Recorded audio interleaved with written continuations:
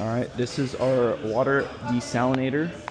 It takes salt water. Well, in theory, it's supposed to take salt water and convert it to fresh water. However, this is a proof of concept apparatus.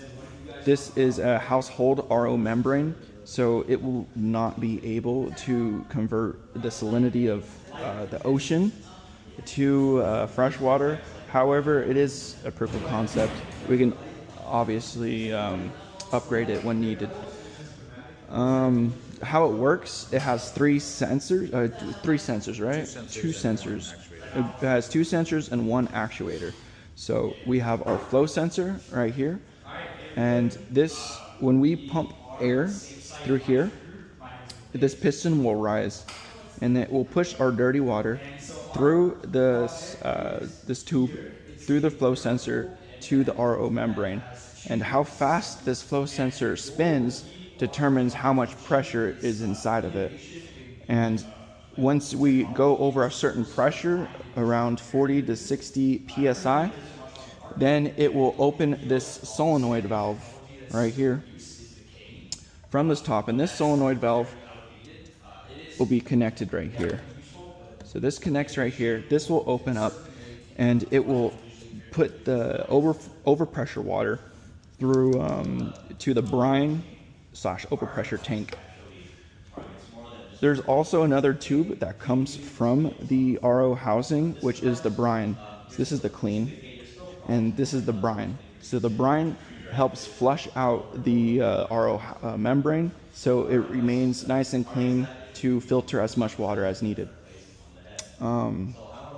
And the brine goes to this tank. Clean water goes to this tank. Our second sensor is a TDS sensor, which senses the dissolved solutes inside of a solution.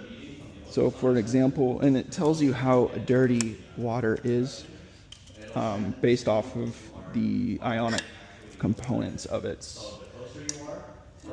Where is the TDS? It's all the way in here.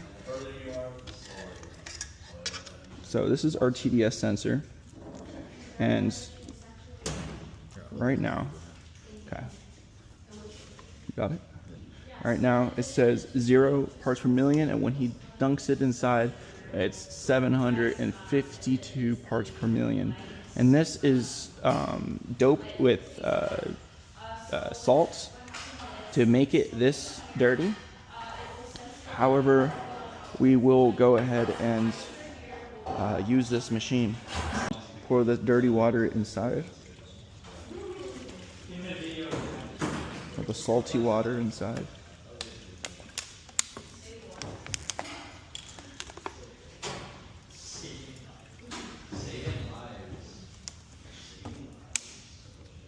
Go ahead and, oh, can you hold the, thank you.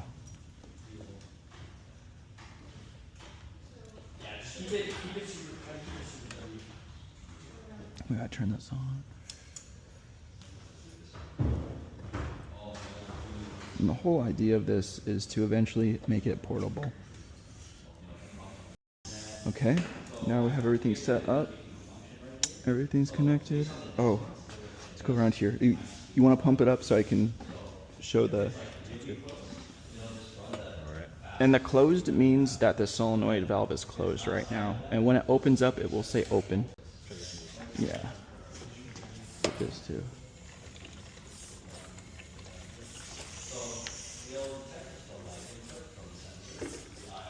See, once it hits 2 psi, it will open and go ahead and bail the water out through here.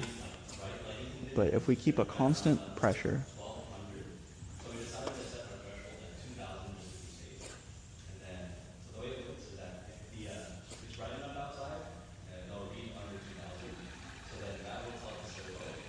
and you can visibly see our water is now at 31.4 parts per million.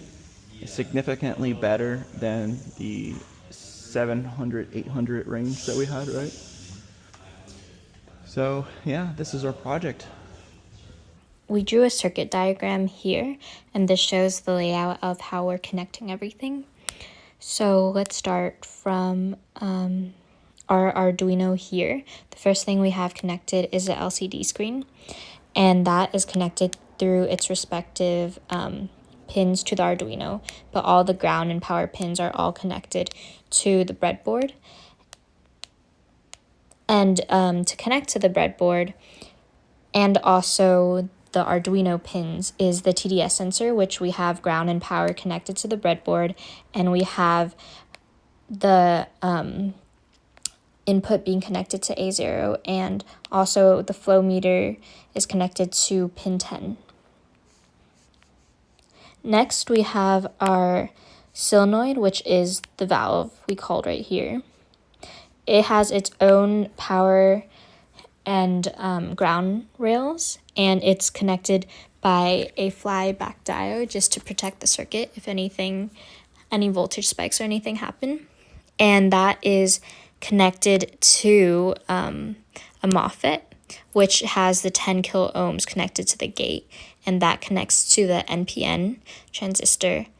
And also we need our 6.2 power voltage, so that is this power right here, which is connected to this other rail.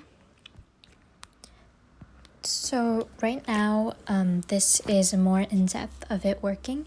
So when pressure is 0, it should be closed, and when I put pressure into this flow meter, the pressure will be reading, and I will be doing that in just a moment.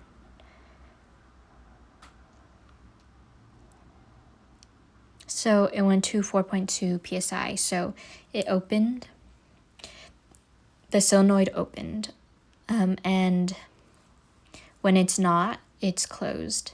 And then also test the TDS, and I put that into salt water, and it's reading 1,000 parts per million. Just a little bit more in depth of how it works, the components. So like we've mentioned previously, there are two sensors, the TDS sensor and the flow meter sensor, which we do the calculations to convert it into pressure. And then we have the solenoid as our actuator, and that all prints out to this LCD screen. How we hooked up the solenoid, since it only takes direct current, direct voltage, we had to do a circuit like this so we can use Arduino to control it.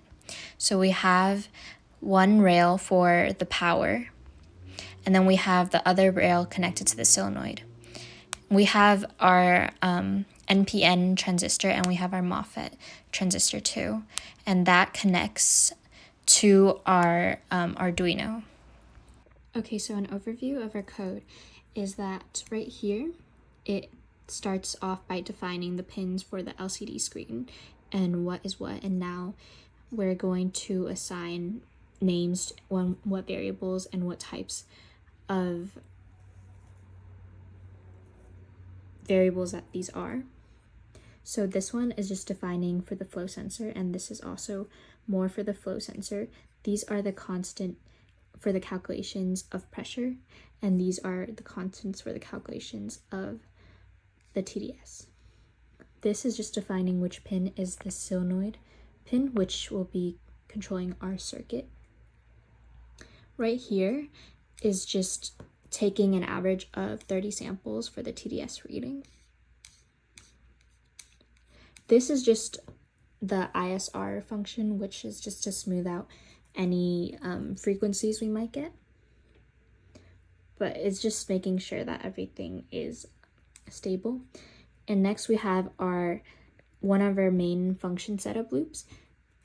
Function setups, which is our void setup, and this begins with our serial monitor, and this will display to the screen. It will say initializing when it starts displaying. It will wait for 500 milliseconds. And our pin mode, we're making sure it is a pull-up pin for pin 10, and this is the same thing. It's just making sure that we're reading very smoothly and we're not getting any interference from the other pins. So we're just constantly reading high or low. And right here is our main loop where it does most of where it does the pressure calculations. So it's doing all the pressure calculations right here, and right here it will see, oh, is the solenoid open or closed depending on high or low. And right here is the TDS calculations, and right here it's just printing all to the serial monitor. We put serial monitor and display in the LCD just because at one point we didn't have the LCD because we had to not put it together, so just in case we had a serial monitor output too. And here it's just going to reset, so it goes back in the whole loop again.